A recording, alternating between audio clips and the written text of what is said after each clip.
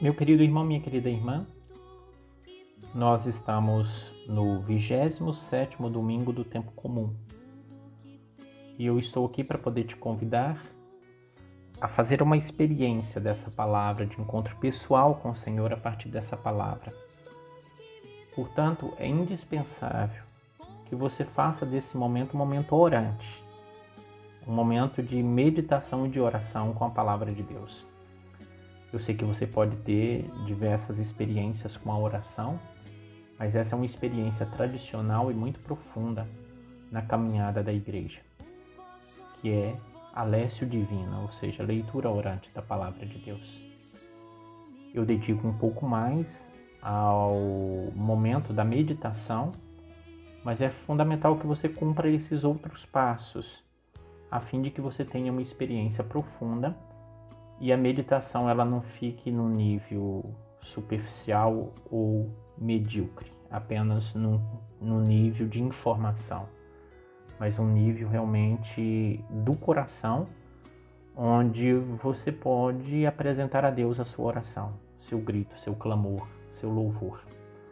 Então é fundamental, eu recomendo que você escolha um lugar, escolha também um tempo e busque uma posição corporal para poder rezar. Se de tudo não é possível para você fazer esse momento como um momento de oração, eu te convido então a pelo menos escutar com profundidade a palavra de Deus e prestar atenção nessa meditação. Eu quero te convidar, antes de tudo, a rezarmos invocando a presença do Senhor. Nós invocamos o Senhor nas três pessoas da Santíssima Trindade, Pai, Filho e Espírito Santo. E te convido mesmo a entregar ao Senhor agora todas as potências do seu coração.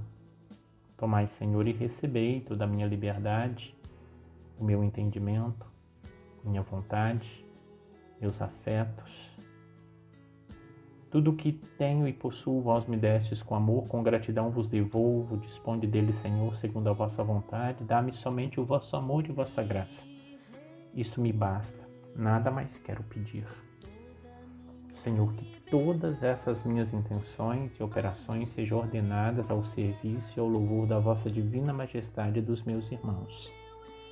Nós te pedimos, Senhor, a graça, neste momento, de um conhecimento interno de Jesus, para mais amá-lo e segui-lo.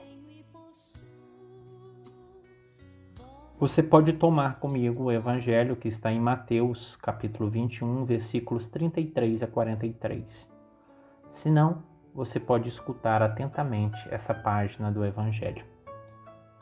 Naquele tempo, Jesus disse aos seus sumos sacerdotes e aos anciãos do povo: Escutai esta parábola. Certo proprietário plantou uma vinha, pôs uma cerca em volta, fez nela um lagar para esmagar as uvas e construiu uma torre de guarda. Depois arrendou-a a vinhateiros e viajou para o estrangeiro. Quando chegou o tempo da colheita, o proprietário mandou seus empregados aos vinhateiros para receber seus frutos. Os vinhateiros, porém, agarraram os empregados, espancaram a um, mataram ao outro e ao terceiro apedrejaram. O proprietário mandou de novo outros empregados em maior número do que o primeiro, mas eles os trataram da mesma forma. Finalmente, o proprietário enviou-lhes o seu filho, pensando: ao meu filho eles vão respeitar. Os vinhateiros, porém, ao verem o filho, disseram entre si: Este é o herdeiro. Vinde, vamos matá-lo e tomar posse da sua herança. Então agarraram o filho, jogaram-no para fora da vinha e o mataram. Pois bem, quando o dono da vinha voltar, o que fará com esses vinhateiros? Os sumos sacerdotes e os anciãos do povo responderam: Com certeza mandará matar de modo violento esses perversos e arrendará a vinha a outros vinhateiros, que lhe entregarão os frutos no tempo certo. Então Jesus disse: Vós nunca lestes nas Escrituras: a pedra que os construtores rejeitaram tornou-se a pedra angular.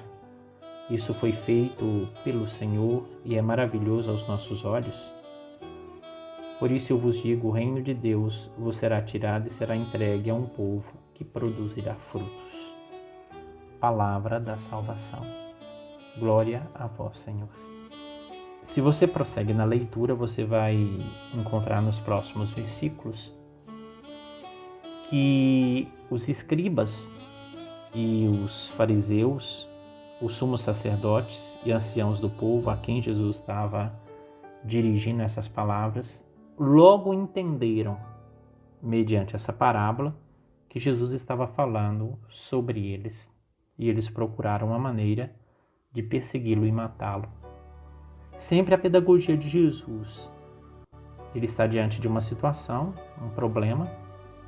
Como é que esses líderes políticos e religiosos acolhem a sua palavra, acolhem o Evangelho, que é a própria pessoa de Jesus Cristo, não é? A rejeição e a resistência com que eles respondem ao Senhor. E desse modo Jesus, na sua pedagogia, conta a parábola porque ele quer alcançar o coração de todos. Mas essa parábola, ela não diz só a respeito deles, mas ela diz a respeito de nós também, de cada um de nós individualmente, mas também de todo o povo de Deus, e por isso eu te convido a prestar atenção. A parábola ela é muito bem construída e ela tem diversos personagens que têm também diferentes desdobramentos a respeito de cada um. O proprietário, os vinhateiros, os empregados e o filho. De todos esses, eu gostaria de chamar a sua atenção, que eles estão envolvidos porque tem uma imagem que perpassa toda a leitura do Evangelho e todos estão relacionados a essa imagem que é a vinha. Aliás, essa imagem da vinha, ela perpassa toda a liturgia de hoje. Na primeira leitura, nós ouvimos o cântico da vinha de Isaías. No Salmo responsorial, nós ouvimos a oração da vinha. Esta oração: voltai-vos para nós, Deus do universo. Olhai dos altos céus e observai. Visitai a vossa vinha e protegei-a. Foi a vossa mão direita que a plantou, protegei-a e ao rebanho que firmastes. E na aclamação do Evangelho, nós notamos uma mudança. Eu sou a videira, vós os ramos. E enfim, o Evangelho nos faz ouvir a parábola da vinha e dos vinhateiros. Foi isso que eu acabei de ler. Mas concentremos o nosso olhar na vinha, posto que ela perpassa toda a liturgia. E talvez a imagem mais contundente, e Jesus utiliza-se desta imagem, que já era comum para os seus ouvintes, é o cântico da vinha, que está aí no livro, na profecia de Isaías. É bom que você tenha como apoio essa leitura. Eu não vou fazê-la toda, mas apenas há um pequeno trecho que nos interessa neste momento. Eu vou cantar para o meu amado o cântico da vinha de um amigo meu. Um amigo meu possuía uma vinha em fértil encosta. Cercou-a, limpou-a de pedras, plantou videiras escolhidas, edificou uma torre no meio e construiu um lagar. Esperava que ela produzisse uvas boas, mas produziu uvas selvagens. Na verdade, aqui se trata de um cântico agrícola, de vinhateiros. Mas logo você nota que é o cântico também de um amante que faz todo o investimento na expectativa de ter frutos e esta não lhe produz frutos bons. Considerando a vinha, o amigo faz um investimento nessa vinha, cuida, zela, cerca de cuidados, E embora que a imagem está um pouco distante de nós, que vivemos num mundo urbanizado, mas não é difícil de entender que todo agricultor, todo vinhateiro no caso, planta, cuida, zela na expectativa do fruto. O fruto pode não vir na proporção que espera, porque existe um monte de condições para que o fruto ele venha em abundância. Mas nesse caso aqui, no cântico que nós escutamos, esta vinha produz frutos amargos. Não produz na expectativa e não produz à altura do investimento que lhe fora feito. Meu querido minha irmão, minha querida irmã, nosso Senhor Jesus Cristo retoma essa mesma imagem para poder falar a respeito de uma vinha e, no caso também, os vinhateiros que não cuidaram desta vinha, que não cuidaram de dar os frutos, oferecer os frutos no tempo certo. Mas não é bem isso que eu gostaria de meditar. Eu gostaria de meditar, porque a profundidade da palavra está na pergunta: quem é a vinha? A vinha é a imagem de quem mesmo? Se você olhar com profundidade, a própria palavra diz que a vinha é a comunidade de Israel. Então aqui nós poderemos tecer uma reflexão histórica, mas eu não vou adentrar na questão histórica, como é que Israel foi escolhido e respondeu ao chamado de Deus. Porque dentro dessa perspectiva nós podemos identificar a vinha como sendo a nossa própria alma, a nossa própria pessoa. A vinha também, ela pode significar a comunidade cristã, ou seja, os cristãos.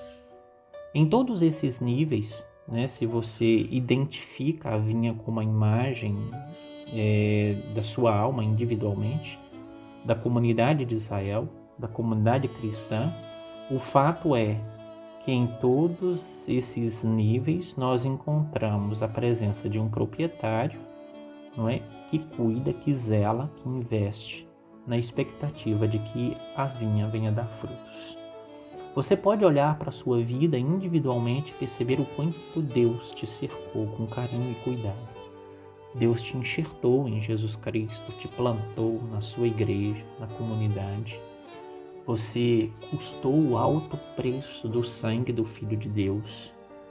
E deste modo nós não temos dúvida que nós temos um proprietário, ou seja, um Deus que cuida de nós, um Deus que nos conquistou com o preço do próprio sangue do seu Filho amado.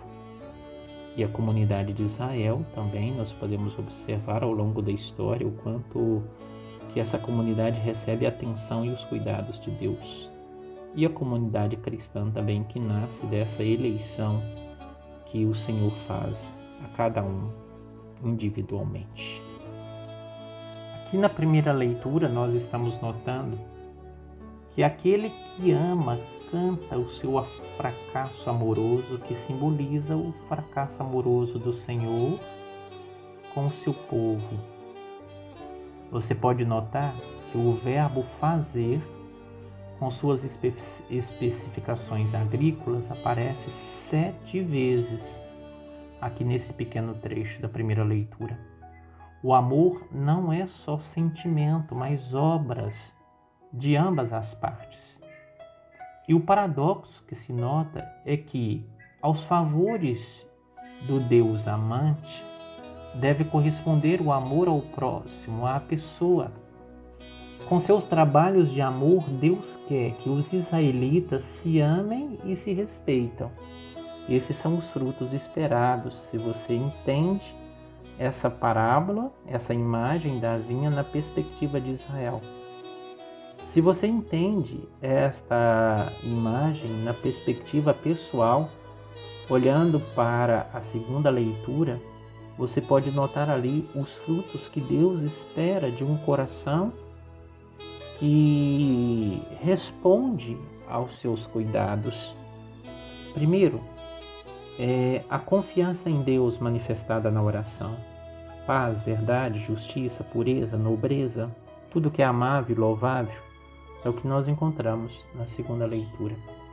Porém, meus queridos irmãos e minhas queridas irmãs, vale a pena nós olharmos, não há muito tempo para discorrermos muito sobre essa meditação assim, mas se essa vinha ela não produz fruto, a palavra é clara, tanto na primeira leitura como na leitura do Evangelho, que o destino dela, no caso da primeira leitura, é a destruição da vinha.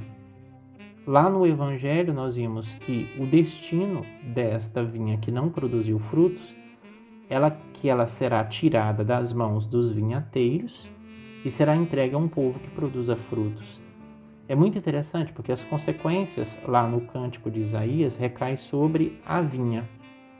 E no Evangelho Jesus torna a coisa mais clara e mostra que o culpado e o responsável pela falta de frutos na vinha são os vinhateiros. A culpa não é da terra, a culpa é dos vinhateiros, dos administradores.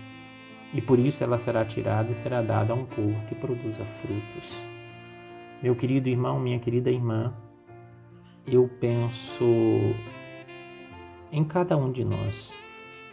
Se você olha para a sua vida e vê que a sua vida não está produzindo frutos, talvez valha a pena você reconhecer isso e assumir aquela postura do salmista, a qual eu te convido a fazer neste momento. Olhando para a sua vida, para a sua alma, sentindo os frutos, sentindo, quem sabe, a própria devastação da sua alma e da sua vida, como vinha do Senhor, eu te convido, portanto, neste momento, a reconhecer as palavras do salmista e assim rezarmos para encerrar também a nossa reflexão. Uma vinha do Egito, arrancastes, expulsastes nações para replantá-la, preparaste-lhe o solo, lançou raízes e se espalhou na terra. Voltai-vos, ó Deus dos exércitos, olhai do céu, vede, e vinde visitar a vinha. Protegei este cepo que vossa mão plantou, este rebanho, esse rebento que para vós fortalecestes, e não mais de vós nos afastaremos. Conservai-nos a vida e invocaremos o vosso nome. Restaurai-nos, ó Deus dos exércitos. Mostrai-nos serena a vossa face e seremos salvos. Restaurai-nos, ó Deus dos exércitos. Mostrai-nos serena a vossa face e seremos salvos. Te pedimos mesmo, Senhor, que tenha misericórdia do seu povo. Hoje tenha misericórdia da sua igreja, tenha misericórdia dos cristãos. Em tanta parte do mundo nós vemos comunidades inteiras sendo devastadas, destruídas. Tantas comunidades acabarem. Eu te peço, Senhor, olhai para nós e tenha misericórdia. Restaura dentro do nosso coração a fidelidade e nos possibilita, Senhor, produzir frutos de direito e de justiça. Que o Senhor vos abençoe, em nome do Pai, do Filho e do Espírito Santo. Amém.